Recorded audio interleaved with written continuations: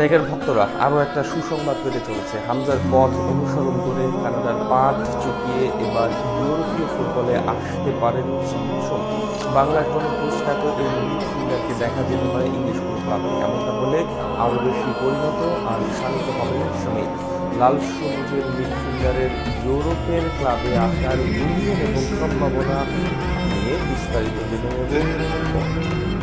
বাংলাদেশ ভক্তদের জন্য আরো একটা সুখবর আসতে চলেছে। এবার হামজার পথ অনুসরণ করে কানাডার পাট চুকিয়ে ইউরোপে ফুটবলের সমিত শোভের আগমনের শুরু লেগেছে। এমন গুঞ্জন ফুটবল পাড়ায় কান রাখলেই শোনা যায়। ইংলিশ কোনো ক্লাবই উঠতে চলেছে বাংলার টনি ক্রুসের নতুন ঠিকানা। সর্বশেষ এপ্রিলে বাংলাদেশ জাতীয় দলের হয়ে যোগ দেন সমিত।